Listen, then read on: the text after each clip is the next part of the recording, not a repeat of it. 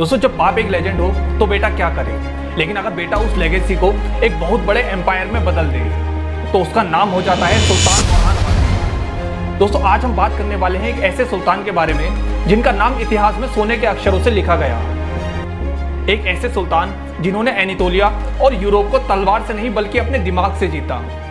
वो पहले सुल्तान जिन्होंने काई कबीले को एक स्ट्रक्चर्ड एम्पायर में बदल दिया, और वो पहले सुल्तान जिन्होंने अपने नाम के सिक्के छपवाए और अपनी रियासत कायम की। जी हाँ, हम बात कर रहे हैं सुल्तान ओरहान गाजी की। तो चलिए इस वीडियो में हम जानते हैं उनकी बुरसा की फतह, उनके एडमिनिस्ट्रेटिव रिफॉर्म्स और कैसे उन्होंने एक कबीला सिस्टम हटाकर एक एम्पायर सिस्टम लागू किया। और मोस्ट इंपॉर्टेंट, अलादीन बेग और उनकी फर्स्ट स्टैंडिंग आर्मी के बारे में हम कंप्लीट डिटेल्स जानेंगे।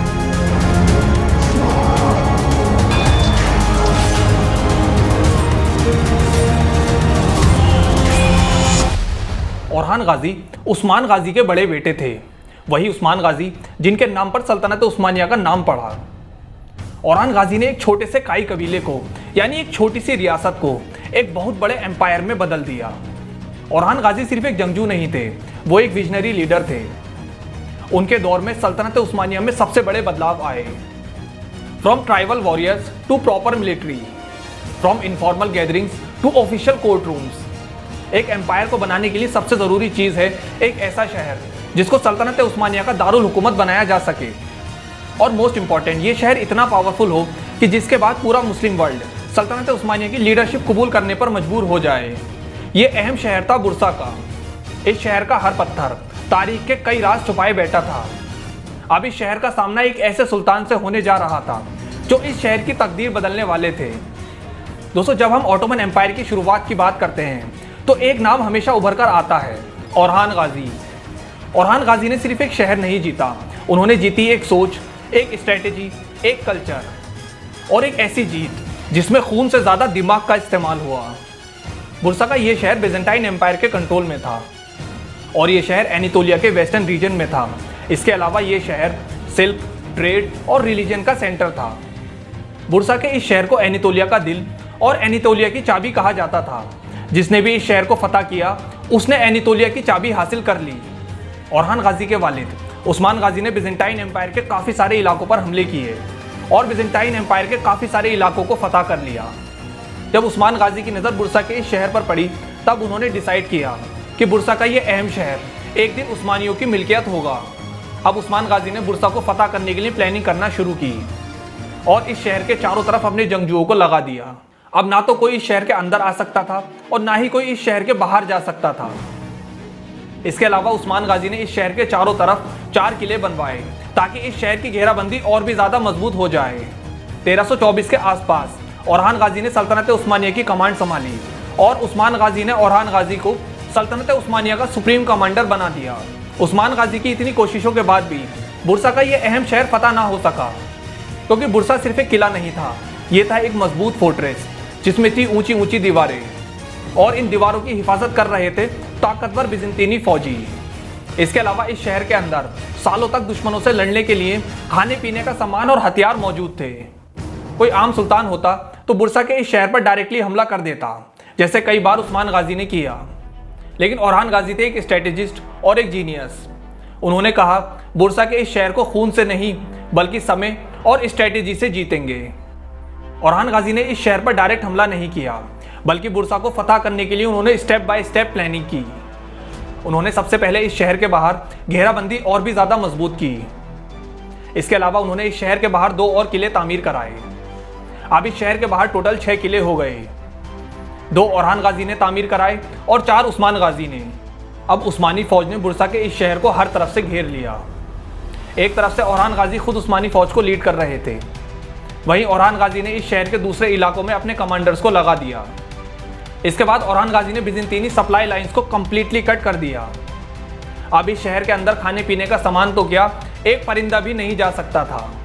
दोस्तों, ये घेराबंदी लगभग 6 से 7 साल तक चली। जी हाँ, आपने सही सुना, ओरहान गाजी ने इस शहर को वक्त के साथ थकने दिया। बिजेंतीनी फौज के हौसले टूटने लगे और शहर के अंदर बगावतें शुरू हो गईं। ओरहान गाजी टाइम टाइम पर इस शहर के अंदर मैसेज भेजते। इन मैसेज में लिखा होता, अगर तुम बिना खून बहाए इस शहर को मेरे हवाले कर दो तो मैं तुम्हें अमन दूंगा। इन मैसेजों के बाद इस शहर के लोग डिवाइड होने लगे। कुछ लोग सरेंडर करना चाहते थे, वहीं कुछ लोग अपनी आखिरी सांस तक औरहान गाजी से लड़ना चाहते थे। ये साइकोलॉजिकल वॉरफेयर भी औरहान गाजी जीत रहे थे। अब फरवरी 1326 में औरहान गाजी ने अपना फाइनल अटैक किया। उन्होंने बुरसा के इस शहर के अंदर घुसकर इस शहर के एक इंपॉर्टेंट इलाके पर कब्जा कर लिया। फाइनली अप्रैल 1326 में बिजंतीनी कमांडर्स ने इस शहर को सुल्तान औरहान गाजी के सामने सरेंडर कर दिया, क्योंकि दोस्तों सुल्तान औरहान गाजी ने ऑलरेडी इस शहर के अंदर घुसकर इस शहर के एक बहुत ही इंपॉर्टेंट हिस्से पर कब्जा कर लिया था। यह हिस्सा शहर की हिफाजत के लिए बहुत ही ज़रूरी था। औरहान गाजी के इस हिस्से पर कब्जा करने के बाद इस शहर को सुल्तान औरहान गाजी से बचाना लगभग नामुमकिन था। तो दोस्तों इस तरह से बिना एक फुल स्केल बैटल के बुरसा का ये इंपॉर्टेंट शहर उस्मानियों के हाथ आ चुका था। अब जैसे ही औरहान गाजी इस शहर के अंदर दाखिल हुए, उन्होंने कहा कि अब ये शहर खौफ से नहीं बल्कि इंसाफ से चलेगा। सुल्तान औरहान गाजी ने बुरसा की इस फतह के बाद बुरसा के इस शहर को सल्तनत उस्मानिया का पहला दारुल हुकूमत बनाया और इस शहर की फतह की खबर सुल्तान औरहान गाजी ने अपने बाबा उस्मान गाजी के पास भेज दी। दोस्तों कुछ हिस्टोरियंस की माने तो उस्मान गाजी ने इस शहर की फतह की खबर सुनकर इस दुनिया से वफात पाई। वहीं कुछ हिस्टोरियंस का यह भी मानना है कि उस्मान गाजी का इस शहर की फतह की खबर सुनने से पहले ही इंतकाल हो गया था। आपकी इस बारे में क्या राय है, आप मुझे कमेंट्स में ज़रूर बताएं। इस शहर की फतह के बाद सुल्तान औरहान गाजी ने अपनी फौज से कहा कि अब इस शहर के अंदर ना तो कोई कत्ले आम होगा और ना ही कोई खून खराबा और ना ही कोई आगजनी। अब ये शहर और इस शहर के सारे लोग हमारे हैं। सुल्तान औरहान गाजी के इस फैसले के बाद आम लोगों को इस शहर में अमन मिला, ईसाइयों को अपनी चर्चेज वापस मिली और ढेर सारे नए इंस्टीट्यूशंस बनाए गए। इसके बाद सुल्तान औरहान गाजी ने इस शहर के अंदर एक ग्रैंड मॉस्क बनवाई जो कि आज भी फेमस है। इसके बाद इस शहर के अंदर मदरसा, हॉस्पिटल, स्कूल्स, पब्लिक बाथ्स बनाए गए। ट्रेड और सिल्क इंडस्ट्री को बहुत बड़े लेवल पर प्रमोट किया गया। इस शहर के अंदर एक इस्लामिक मॉडल लागू किया गया, तो यहाँ से ऑटोमन सिर्फ फाइटर्स नहीं बल्कि बिल्डर्स भी बन गए। अब बुरसा एक इस्लामिक और बिजंतीनी कल्चर का मिक्स बन गया, जहाँ तालीम और इंसाफ को प्रमोट किया गया। लेकिन दोस्तों सुल्तान औरहान गाजी ने इस शहर को तो फतह कर लिया, लेकिन अभी उनके लिए एक बहुत बड़ा चैलेंज बाकी था। ये चैलेंज था इस बिखरी हुई रियासत को एक यूनाइटेड एम्पायर में बदलना और सल्तनत उस्मानिया को हर तरफ से प्रोटेक्ट करना, और मोस्ट इंपॉर्टेंट इस कबीले सिस्टम को हटाकर एक एम्पायर सिस्टम लागू करना। क्योंकि दोस्तों एक कबीले और एम्पायर में बहुत बड़ा डिफरेंस होता है और दोनों को अलग अलग सिस्टम्स के थ्रू चलाया जाता है। और दोस्तों इससे भी ज़्यादा इंपॉर्टेंट, सुल्तान औरहान गाजी और उनके भाई अलादीन बे ने ऐसा क्या किया कि जिससे सल्तनत उस्मानिया पूरे एनितोलिया में एक सुपर पावर बनकर उभरी और जिसके बाद सल्तनत उस्मानिया के लिए पूरे यूरोप को फतह करने के रास्ते खुल गए। चलिए जानते हैं। दोस्तों जब हम सुल्तान औरहान गाजी के बारे में बात कर रहे होते हैं तो हम एक ऐसे सुल्तान के बारे में बात करते हैं जिन्होंने पहली सरकार, पहली फौज और सल्तनत उस्मानिया की पहली कैपिटल सिटी बनाई। लेकिन सुल्तान औरहान गाजी के इस सफ़र में एक और नाम छुपा हुआ है, जिस नाम को शायद ही हमने कभी सुना हो, लेकिन जिनके बिना ये सब नामुमकिन था। वो थे अलादीन बे, सुल्तान औरहान गाजी के छोटे भाई, एक सूफी, एक थिंकर और एक रिफॉर्मर। औरहान गाजी सल्तनत उस्मानिया के दूसरे सुल्तान बने और ये उस्मान गाजी के बड़े बेटे थे। वहीं अलादीन बे उस्मान गाजी के छोटे बेटे थे, जिनकी सोच और तसव्वुर ने इस एम्पायर को एक रूप दिया। सल्तनत उस्मानिया की फाउंडेशन के लिए इन दोनों भाइयों की इंपॉर्टेंस आप इस तरीके से समझ सकते हो, जैसे सूरज और चांद, दोनों के बिना ही ये दुनिया नहीं चल सकती है। जब उस्मान गाजी की वफात हुई तब सल्तनत उस्मानिया दो हिस्सों में बंट सकती थी और दो भाइयों के बीच एक बहुत ही खतरनाक सिविल वॉर स्टार्ट हो सकती थी और इस सिविल वॉर से सल्तनत उस्मानिया ही ख़त्म हो जाती। लेकिन अलादीन बे ने तख्त से हाथ खींच लिया और उन्होंने कहा कि औरहान भाई इस तख्त के ज़्यादा लायक हैं, मैं उनका साथ दूंगा। अलादीन बे के इस सेक्रीफाइस ने सल्तनत उस्मानिया को बचा लिया। लेकिन अफसोस की बात है कि वक्त और दुनिया अलादीन बे के इस सेक्रीफाइस को भूल गई। जब औरहान गाजी सुल्तान बने, उन्होंने अलादीन बे से कहा कि तुम्हारे जैसे समझदार भाई की मुझे और सल्तनत दोनों को हमेशा ज़रूरत रहेगी। अलादीन बे ने कभी पॉलिटिक्स नहीं चाहिए, लेकिन उन्होंने सुल्तान औरहान गाजी को कुछ मशवरे दिए। अलादीन बे ने कहा कि हमारे पास अपनी ज़मीनें हैं, अपना सुल्तान है, तो अपने सिक्के क्यों नहीं। तो सुल्तान औरहान गाजी ने तुरंत सिक्के छापने के ऑर्डर्स दिए। ये सल्तनत उस्मानिया की हिस्ट्री में पहली बार था जब सिक्कों पर लिखा गया औरहान बिन उस्मान। ये सिर्फ पैसा नहीं था, ये पूरी दुनिया के लिए एक सिग्नल था कि अब हम सेल्फ सफिशिएंट और एक इंडिपेंडेंट रियासत हैं। इसके बाद सुल्तान ओरहान गाजी ने अलाउद्दीन बे की एडवाइस के बाद एक प्रॉपर सरकारी सिस्टम इस्टेब्लिश किया। उन्होंने वजीर अपॉइंट किए जो कि चीफ एडवाइजर बने। उन्होंने टैक्स कलेक्टर अपॉइंट किए जिन्होंने पूरा रेवेन्यू सिस्टम ऑर्गेनाइज किया। इसके बाद उन्होंने इस्लामिक जजेस अपॉइंट किए, जिसके बाद पूरी सल्तनत उस्मानिया में इस्लामिक जस्टिस सिस्टम लागू हो गया। स्कॉलर्स को इनवाइट किया गया इराक, सीरिया, बगदाद और सेंट्रल एशिया से, और एक स्ट्रॉन्ग इस्लामिक आइडेंटिटी को प्रमोट किया गया नेशनल लेवल पर। और पूरी सल्तनत उस्मानिया को अलग अलग एडमिनिस्ट्रेटिव जोन्स में बांटा गया। हर एक जोन में एक मिलिट्री और एक सिविल ऑफिसर होता था जो डायरेक्टली सुल्तान को रिपोर्ट करता था। इसके बाद डेवलप हुआ तिमार सिस्टम, यानी land in return of military service. इसके बाद अलाउद्दीन बे ने सजेस्ट किया कि अगर फौज में डिसिप्लिन चाहिए तो हर एक फौजी को उनकी रैंक और जिम्मेदारी पता होनी चाहिए। इसके बाद उन्होंने इंट्रोड्यूस किया यूनिफॉर्म सिस्टम। सिपाहियों को अलग ड्रेस दी गई, कमांडर्स के कंधों पर बैजेस लगाए गए और गार्ड्स और कोर्ट ऑफिशियल्स को अलग ड्रेस दी गई। ये था प्रोफेशनल मिलिट्री सिस्टम का पहला कदम। इसी के साथ शुरुआत होती है सल्तनत उस्मानिया की पहली स्टैंडिंग आर्मी की। अलाउद्दीन बे ने सुल्तान ओरहान गाजी से कहा कि हर एक जंग के लिए फौजी इकट्ठा करने से बेहतर है कि हमारे पास एक ऐसी ट्रेंड फौज हो जो हमारे लिए सैलरी बेसिस पर काम करे। इस आइडिया से बनी सल्तनत उस्मानिया की पहली पेड स्टैंडिंग आर्मी, जो बाद में चलकर जानिसारिस का बेस बनी। इस फौज को रेगुलर सैलरी मिलती, इनको ट्रेनिंग दी जाती और इनकी लॉयल्टी सिर्फ सुल्तान के लिए होती थी। इस फौज ने सल्तनत उस्मानिया को एनीतोलिया के बाकी कबीलों से अलग बनाया। तो दोस्तों चलिए देखते हैं कि अलाउद्दीन बे की इस फाउंडेशन के बाद कैसे बनी एक ऐसी फौज जिसने सल्तनत उस्मानिया को पूरी दुनिया में एक सुपर पावर बनाया। दोस्तों हर एम्पायर के पास एक अपनी फौज होती है। सल्तनत उस्मानिया के पास भी एक ऐसी फौज थी जो पूरी दुनिया में अपने डिसिप्लिन और ताकत के लिए मशहूर हुई। इस फौज को हम जानिसारिस के नाम से जानते हैं। दोस्तों जानिसारिस सल्तनत उस्मानिया की पहली स्टैंडिंग आर्मी थी। इस फौज का जन्म एक विजनरी भाई अलाउद्दीन बे के एक सिंपल आइडिया से हुआ। उस वक्त सल्तनत उस्मानिया का मिलिट्री सिस्टम काफ़ी ट्राइबल और सीजनल था। जंग के वक्त आसपास के सभी कबीलों से जंगजुओं को इकट्ठा किया जाता और एक फौज बनाई जाती, और जंग के बाद इन जंगजुओं को अपने कबीलों को वापस भेज दिया जाता। इस फौज की दिक्कत ये थी कि इन जंगजुओं की लॉयल्टी सिर्फ अपने कबीले के सरदार के लिए होती थी, ना कि सुल्तान ओरहान गाजी के लिए। इसके अलावा इस फौज में डिसिप्लिन की भी बहुत ज़्यादा कमी होती थी। अलाउद्दीन बे ने ये प्रॉब्लम देखी और सुल्तान ओरहान गाजी से कहा, सुल्तान के पास एक ऐसी फौज होनी चाहिए जो सिर्फ सुल्तान के लिए लॉयल हो और जो हमेशा रेडी रहे, सिर्फ जंग के लिए नहीं बल्कि सुल्तान को भी प्रोटेक्ट करने के लिए। इसके बाद अलाउद्दीन बे ने एक प्लान बनाया। उन्होंने कहा कि मैं एक ऐसी फौज बनाऊंगा जो सिर्फ सुल्तान के लिए लॉयल होगी और सिर्फ सुल्तान के लिए लड़ेगी।